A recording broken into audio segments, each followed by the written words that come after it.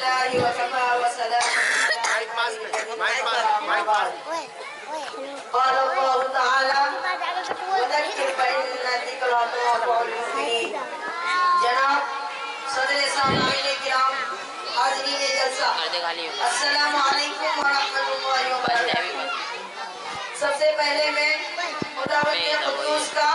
ہزار بار شکریہ ادا کرتا ہوں کہ اس نے مجھے اس قابل بنایا کہ اس عظیم موقع پر آپ حضرات سے گفتگو کر سکوں، اپنے دلی جذبات اور قلبی احساسات آپ تک پہنچا سکوں، اور اس پروگرام کے موقع پر جو مسلمانوں کا ترجمان اور پوری ملت اسلامیہ کی نمائندگی کرتا ہے، اس سنہرے موقع سے فائدہ اٹھاؤں اور صاف طور سے آپ کو بتلا دوں کہ آپ جو یہاں اکٹھے ہوئے سر جوڑ کر بیٹھے، دور دراز کا سفر کیا، قیمتی وقت صرف کیا، اپنے آرام و راحت کو قربان کیا، آپ کا اس طرح بیٹھنا، ایسے دینی محفلیں قائم کرنا، اس پروگرام میں ملاقات کرنا اور اس میں شرکت کرنا بہت ہی اہم اور مبارک فریضہ ہے.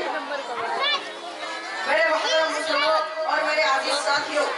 پچھلے دینی مدارس کی تاریخ اتنی ہی قدیم ہے جتنے کہ اسلام کی مدارس عہد نبوی سے لے کر آج تک اپنے ایک مخصوص انداز سے آزاد چلے آ رہے ہیں. حضور صلی اللہ علیہ وسلم کے دور میں پہلا دینی مدرسہ جس کو صفہ کہا جاتا ہے،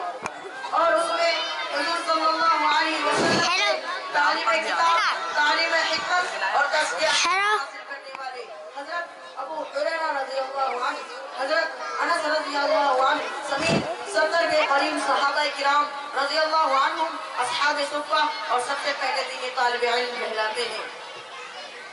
دینی مدارس کا اپنا ایک مخصوص نصاب ہوتا ہے جو انتہائی پاکیزہ اور نورانی ماحول میں پڑھایا جاتا ہے.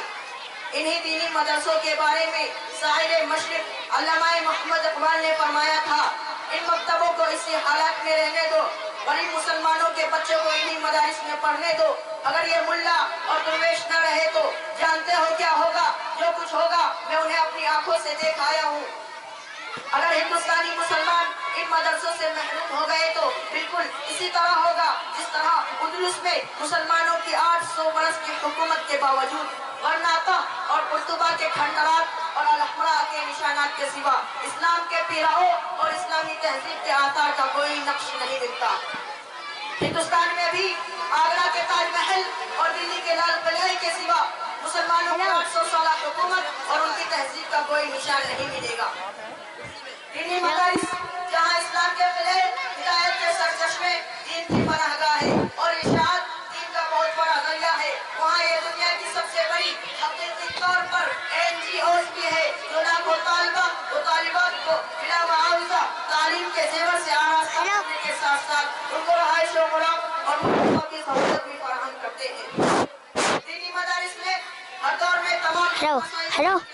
پابندیوں اور مخالفتوں کے باوجود کسی نہ کسی صورت میں اپنا وجود اور مقام برقرار رکھتے ہوئے اسلام کے تحفظ اور اس کی بقا میں اہم کردار ادا کیا ہے. انگریز نے بر صغیر میں اپنے تسلط اور قبضہ کے لیے دینی اقدار اور شعائر اسلام کو مٹانے کی ہر ممکن کوشش کی، لیکن اس کے راستے میں سب سے بڑی رکاوٹ یہی دینی مدارس اور اس میں پڑھنے پڑھانے والے فرقہ پوش اور بڑیا نشیر طالبہ دین اور علماء کرام ہی تھے. انگریز نے متحدہ ہندوستان میں سب سے پہلے دینی مدارس اور خانقاہوں کو مسمار کیا.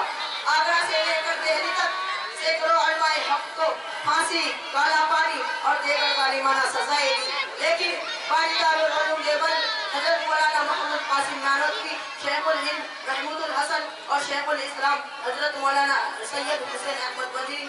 امام الاولیاء شیخ التفسیر حضرت مولانا احمد علی لاہوری، چودھری افضل حق مرحوم سے لے کر امیر شریعت سید عطا اللہ شاہ بخاری تک سینکڑوں علماء حق نے اپنے تقریروں اور تحریکوں کے ذریعے مسلمانوں میں آزادی کی ایسی روح پھونکی جس کے نتیجے میں آخر کار انگریز بر صغیر سے اپنا بوڑھ یا بستر سمیٹنے پر مجبور ہو گیا. اس لیے اللہ تبارک و تعالی ہم سب کو دینی مدارس